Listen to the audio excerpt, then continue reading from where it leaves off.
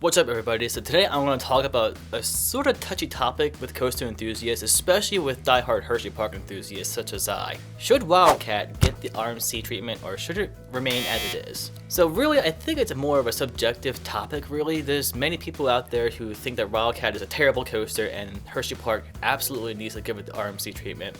Then there's other people out there who love the ride how it is and they should not touch it and just give it a retracking job, and that's about it. I kind of fall somewhere in the middle of that, and I'll get to my final decision later on in the video. So for obvious reasons why people don't like Wildcat is because how bumpy and how rough it is, and I can't deny that. It is a pretty rough ride, and it isn't that old of a ride too. It opened in 1996, so it's not that old of a ride, and comparing it to Comet, which was built decades before Wildcat, Comet I find is a much more smoother ride.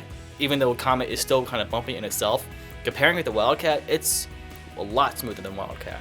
But Wildcat does have a pretty neat layout. It's the twisted layout from GCI, and it's also pretty cool that it's the very first GCI coaster ever built. So in a way, it's kind of a piece of history, which is why a lot of people want to hold on to it and that they don't want Hersheypark to touch it. But seeing that ride attendance is pretty low on this on average, the longest I've ever waited for Wildcat was maybe 10 minutes, if even, and that was only during one train operations too.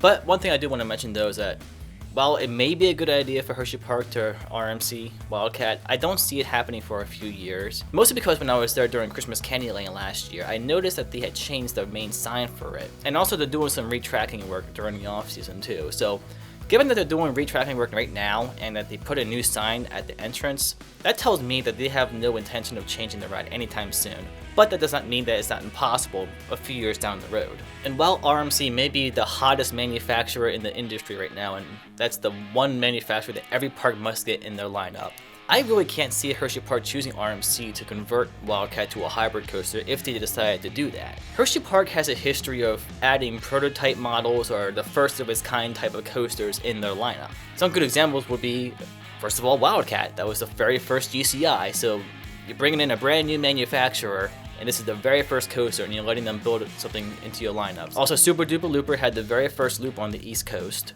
Stormrunner was the first Intamin accelerator model that had inversions. Fahrenheit was the very first vertical lift model from Intamin, and to my knowledge, I think that is the only vertical lift hill from Intamin. And then Skyrush was a complete prototype wing model from Intamin too.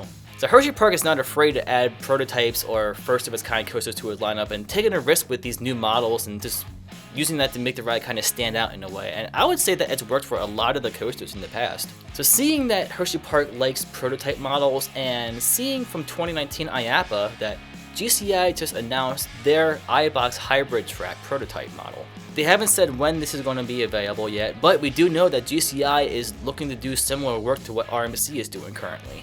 With Candemonium opening up this year, I would say it's going to be at least 3 or 4 years till Hersheypark will be ready to make a big investment to another major attraction. So maybe this few years is the time that GCI would need to perfect this prototype model before they would be willing to sell it to a customer.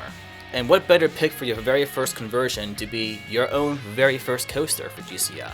It's almost poetic in a way. You have a manufacturer returning to their very first creation, and they're transforming it into their very first hybrid model at a park that's not afraid to take risks with prototype models. Poetry time with Ryan.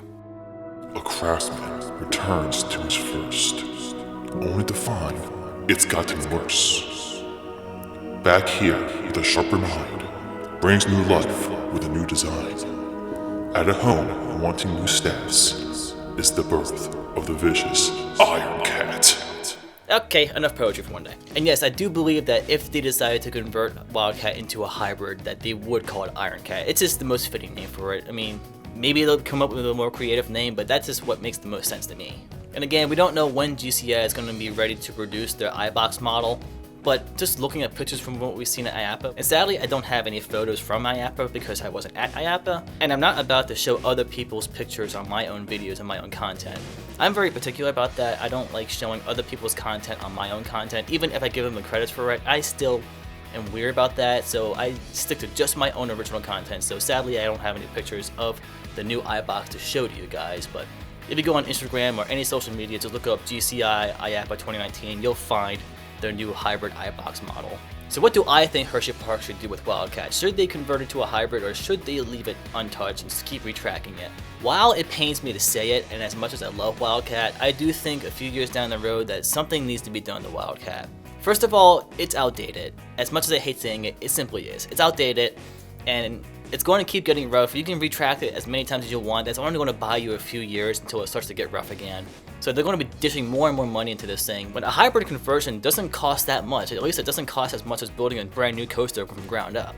And with ride attendance being pretty low, at least from any time that I've ever been on Wildcat, it's been pretty low. Even with one train operations, the line isn't ever that long. It's on prime real estate. It's on a big plot of land in a section of the park that is completely landlocked. And it's right along a major highway too. Imagine driving on that highway, driving past Hersheypark. You look over there, and you see a giant RMC or a giant GCI monstrosity right there. It's just major eye candy there. See what I did there? And plus, adding a hybrid coaster will just add up even more diversity to an already diverse lineup that Hersheypark has. So I just think logistically, in a few years, that converting Wildcat into a hybrid coaster is just the best thing that Hersheypark can do with the ride. So what are your thoughts, guys? What should Hersheypark do with Wildcat? Should they give it the RMC treatment? Should they let GCI make it its first conversion? Should they leave it untouched and just keep retracking it? Should they completely demolish it and put something completely new there? Comment down below. I'd love to hear what you guys got to say. I am rather curious. What would Wildcat look like as an RMC? So I don't have No Limits 2 yet. I'm still saving up for that. But I do have Planet Coaster, so I did want to kind of create what I kind of envision Wildcat as an RMC to be like. So here you guys go. Here is my version of Iron Cat.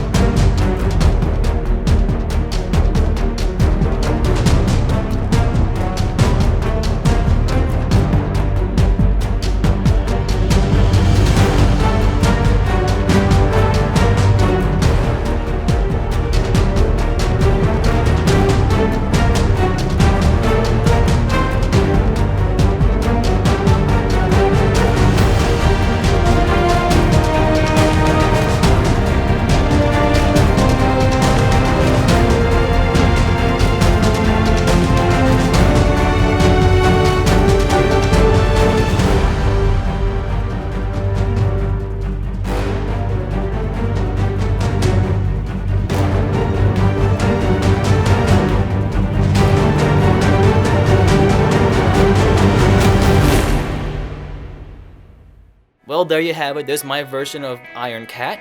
It may not be the best. I don't build too many things in Planet Coaster to begin with. I just kind of goof around in it and don't do anything serious about it. But that is how I kind of envision Wildcat or Iron Cat to be. Alright guys, I wrapped the video up here. I hope you enjoyed it, and I'll catch you guys in the next loop. See you guys.